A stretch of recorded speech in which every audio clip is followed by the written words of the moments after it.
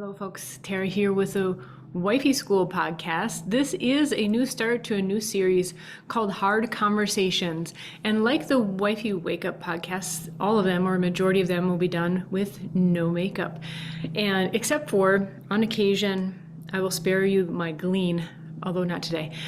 Sometimes I need powder, but I love this gloss by Jane Iredale, and this one gives some really nice color. This is a berry red color, and actually in person, after it's on for a while, it brightens up even more, and it just feels nice. It's one of my favorites. I also love their gloss, which I'll show you on another podcast, of course. So that's it today, just the gloss, but there's a lot more as far as conversation. So hard conversations. Today's topic is money. And of course, my cat chooses to play with her toy at this point. So just know when you hear that, she is having lots of fun. Maybe I'll show you here. There you go. She's carrying away her little toy. So cute. That's real life for you folks. So hard conversations, money. I'm starting out with money. Honestly, I think this has been consistently the most difficult topic for me and my husband to talk about. Maybe not for him, but certainly for me. And let's just start from the beginning of a relationship. That's really the time to establish how you are going to handle money together as a couple. And hopefully, ideally, you are entering into that not as a trial period, but you really, I believe you have to go into a relationship and living together. If not already engaged, if not already married, absolutely, well, at least engaged, because I think that sets you up for success. But that's a whole nother topic. So let's just assume that you're already there. You're already newly married, or just entering into marriage, and you're going through preparatory counseling. And this does come up in preparatory counseling, but it just depends on how thorough it is. So this is from 20 some years, almost 25 years of marriage experience, and what I would suggest to a young couple. So first of all, make sure you have shared goals that are specific. It's easy to say, we want to have 3 kids and we want to live in this area and we want to have this type of lifestyle, but you have to get down to specifics and actually do your research on what that lifestyle is going to cost you. And make sure, that's what I mean by specific. I don't just mean like 3 kids, 2 cars, a 2-story home. I mean, let's get some price estimates of what that's going to cost, how many years down the road we're looking at that, and that sort of thing. Next, then you actually have information to make a plan, okay? And these are the planning steps. And then your following will be the planning steps. Then you absolutely need to follow that plan together like your life depends on it, because your life as a marriage, as a couple, in life on earth does depend on it. I mean, the divorce rates are proof that your marriage life depends on it. And statistically, financial reasons are high on the list of why people divorce. And then, of course, along the way, you're going to have to observe how is that plan working and adjust. And that's important to note. You want to give a plan enough time, and some plans are going to be 3 months and some plans are going to be 3 years. And so this podcast is not going to have all the fine detail answers. It's going to have the overview answers, and you do the research and find out what works for you, because that's really about what Wifey School is about. I think there are, and from experience and observation, there are absolutely foundational principles that apply across the board. But as it comes down to life, you have to try it out and see what works for you. And it doesn't mean changing the plan every week or every month. Depending on the strategy, you'll need to try it out for a certain amount of time, observe, and then adjust where needed. So it's as simple as that, right? Okay, done. Just kidding, right? We know that there's much more to it than that, but I'm going to give you this straight answers. My husband uses a great analogy. You've probably heard it before, that when you're married or in a partnership, like in business, you're in the same boat, right? Did you hear my Minnesota accent there? That you're in the same boat, and the person, his addition to that is the one who is drilling the holes is going to win. right? And you have to be rowing in the same direction. That's the typical rendition of that analogy. So here are a couple main things that you need to absolutely be in line with together, rowing in the same direction. You have to agree to spend less than you earn. That's just a flat out foundational principle that works whether you like it or not. If you are spending more than you earn, you are setting yourself up, your marriage up for failure. And it doesn't matter what excuse you're giving, it's true. Okay, so it's not only spend less than you earn, but err on the side of conserving. And a good principle also is have 3 months worth of savings minimum. 3 months means all the expenses that you have each month times 3. And don't go with the minimums, go with a month that you're spending at the minimum or the max, and have that in your bank account minimum. That helps cover if someone gets sick, laid off, who knows, we all found out about that during the pandemic too, right? That you need to have money on reserve. And it could just be, and that's, I would say, I'm more conservative with money. I would say that's separate than your savings, which is like your fallback fund. Okay, so those are the absolute basics. There are various programs that are going to have many more fundamentals, but if you're spending less than you earn, including any payments that you have, and ideally you're paying cash with the majority of things. Obviously, most people are not going to be paying cash for their home, but you have to spend less than you earn and minimum 3 months worth of savings. And of course, my husband is mowing right now as well, but it's getting done. It's a job that's getting done. So that's what you're hearing. And in addition to that, maybe I could add one more, which is be extremely mindful. If you're a person that you know that you have a hard time with mentally calculating or just knowing how much you can spend, to spend less than you earn is to not have credit cards. That can get you in really big trouble. And so just knowing and owning up to who you are. So for example, that goes into my next topic really well. I know that I'm extremely conservative. I consider myself really conservative with money. I err on the side of spending less than spending more, for sure.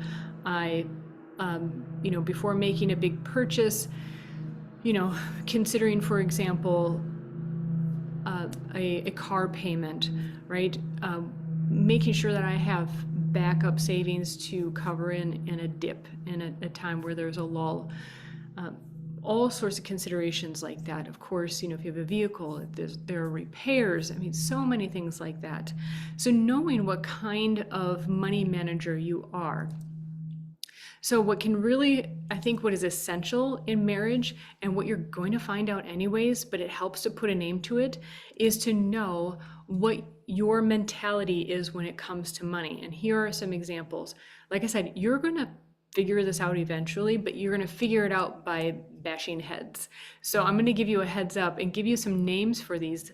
And if you have any ideas for additional categories, please put them in the comments. I'd love to hear your ideas of what other categories might be. But one that my husband and I really noticed that was really different between the two of us is that I grew up with more of a job mentality. You work a certain amount of hours and get a certain amount of pay. And he definitely grew up and is more naturally oriented as an entrepreneur. And there is a difference, I think, also between business owner and entrepreneur, but they can go together a bit too. He's more creative and innovative, and so I think he is a business owner, but he also leans towards the entrepreneur side rather than the business/manager side. And I more towards like a job manager, let's put everything in a box. That really was difficult for us for many years, primarily for me, because I didn't understand why we couldn't have a regular budget. That drove me nuts. I was like, can we just set a budget that is absolutely minimum? And there were so many other hurdles that happen, or investing, what it meant to invest in, $100,000 piece of equipment, a $200,000 piece of equipment, and what that meant for us personally. Business taxes versus personal taxes, what that meant as well. And there were just so many things to overcome. So there's so many tangents to that, but if you are suspecting, if you know that each of you come from different backgrounds, and this is sounding familiar, just start opening your eyes and kind of stepping back a bit more, and it will make a lot more sense. Next would be the fun versus frugal person. Okay, you know who you are. My husband is definitely the fun person, and I'm the frugal person. And I think it's actually a nice combo. It's a nice combo when the man is fun and the woman is frugal, personally, because he will propose fun things, and I'm like, well, if you say so, sounds good. And for me, being frugal, I'm not that wife who is just buying a bunch of things. And this is where I kind of joke, but I'm kind of serious. Like, if I was a husband that was frugal, I would be like, I think the term out there is like financial abuse. And I think there's a fine line there, maybe not such a fine line. I would definitely justify that the person who is spending more than the couple is earning, or the individual is earning, is the one who is the financial abuser. Because if you're spending more than you're making, you are putting yourself, you as a couple, you as a family at risk. And I would be the one cutting off the credit cards and going with you to the grocery store and saying, this is what we're getting. We don't need that.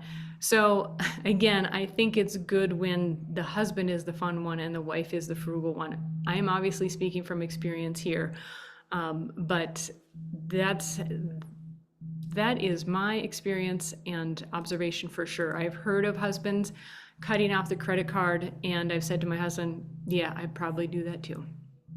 Okay, quality versus quantity. You have the one in the couple who wants the quality items, and you have the one in the couple who's like, no, we just need more.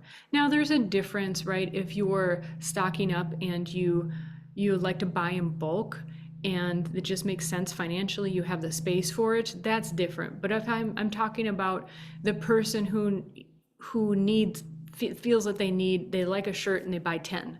Now I understand personally, I'm the my husband's the quality person. I don't think I've ever really been the quantity, so we don't really fit in that category. However, it took me a while to understand the pricing of quality. And my husband was like, I'm spending, a third more, 50 or 100% more, but this is going to last me a lot longer. And so it took me a while to really understand that not all brands are brand names just for the brand name, but some actually do denote the quality. So in that category, thankfully, we eventually kind of lined up. But I think the quality versus quantity can really become an issue as well, especially if you have a person that has a tidiness aspect to them, and they're just like, why do we need 5 of these? Why do we need 10 of these? When in reality, you end up tossing some out, or it just takes up space. What ends up happening in my mind is if you have a lot of stuff, you end up paying for space that's taking up you're paying to house the stuff you bought. Again, I tend to be rather conservative, so maybe this is, for those who are not conservative, maybe hopefully presenting a different viewpoint. But again, my husband tends to be more of the quality person. I learned to understand what that means, that quality, buying one item every 5 or 10 years can be better than buying that same-ish item once per year. It depends, if kids are growing out of stuff and all that, can be very different. But this is an area that can be, different mentalities can become a point of contention. Now, hopefully a few of those things gave you a few things to work on. Hopefully gave you a new mindset of going, oh, that's our problem. For example, my husband pointed out for years that I had the job mentality mindset and he had the business owner / entrepreneur mindset, and that's where we were clashing. But I actually didn't really get it until I started my own business And I started understanding like, oh, okay, that's why he's allocating this amount for personal funds or is paying for something this way as opposed to that way. And really, I did not understand his mentality until I started in business. But if you don't know where to start, I would suggest you can do a little research on ChatGPT is very helpful. And a lot of people find the Dave Ramsey method very helpful. And I'd say, go with some reputable programs like that. It will be a great place to start.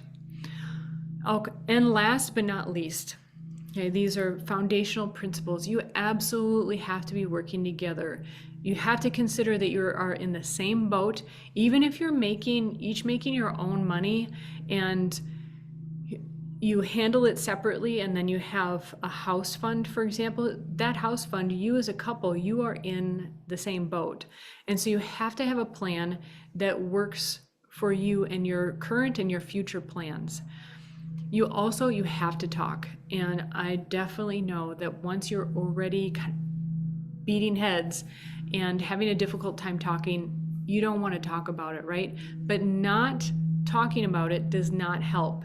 And so you have to plan. Is worse when you just talk about it when it comes up, right? When a check bounces, when you need to, a surprise payment comes up, or you see a bill in the mail. That's not the time to talk about it. You need to have, ideally, a regular time to talk about it. If not, at the very least, say, we have some financial things to talk about it. Can we talk about it this Saturday at 1? We've gotten this stuff done during the day, and, the kids, we can send them outside, sort of thing. You have to sit down and talk about it when it's not an issue, especially. And that's why regular talks really help. And don't forget, you also have to listen. I know for those of you who are more like me, and you might have a job mentality or like the business owner manager mentality, where like, no, you just put everything in categories and it works out fine. Put it in this formula and it works out fine. Yeah, I agree. I know. But you also have to listen to the other person. Even if you don't agree, you have to pick out and strive to understand what they're saying. So, and that just goes for the whole marriage overall. I'm going to add one more thing that I just remembered that as I was contemplating this. Ladies, if you're not happy with the situation and you feel that there's just not enough income, and even maybe there is enough income, but maybe he's not allocating enough to what you think you need, you may need to start a side hustle. You may need to do something extra. And it may feel uncomfortable at first, but propose that to me in your regular meetings, just saying, if I don't get this, because you might be coming to an impasse, right? Where he says, no, we just got everything budgeted just fine, and there's 10% to allow for a fund, and we divide that in half, and each of us get 5% for fund, however you do it, right? And you're like, that's just not enough. I have these creative ideas, these things that I want to do. Maybe it's for the house, and so you're justifying that you're putting equity in the house, just coming up with ideas here. And he's like, that we'd have to take from somewhere else in order to accommodate that. And if you're just at an impasse, what might need to happen is that you have a side hustle and do something in addition to make up for those funds. And I know it doesn't sound like fun. You'll really consider how important is that extracurricular, extra fun stuff to do or to have. Or do you back off in other areas? But I wouldn't jump to that it's financial abuse. Finances are pretty cut and dry in a sense. We live in a physical world. It does come down to numbers. And I think it's one of those areas that it can really help us also become new people, find out where we need to grow and learn. And you might even discover something about you that you never knew. For example, if I hadn't been motivated to have more funds, for example, I wouldn't have started my business. I wouldn't have seen how willing my husband was to help me in that business as well, and how much that brought us together. And also how much I learned about his mentality about money by becoming an entrepreneur myself. Okay. I could go off in so many directions, but hopefully those principles gave you something to chew on and something to work with and a direction to go, so that you feel that you have some tools to no longer just be at each other on this topic, but have some tools to be able to calm down and know that you can figure this out. You can work this out. And then feels so good when you're like, yes, we conquered that. Because that's what a marriage is really about. It is about you not giving up, but actually working through things as a couple, and you actually just get so much better because of it. All right, take care, everybody. Make sure to like, subscribe, share share with your spouse. If you're like, hey, let's try this out. Or a friend, maybe you know, who's going through some of these struggles. I'd really appreciate hearing from you as well in the comments, and look forward to next time. Take care, everybody. Bye-bye.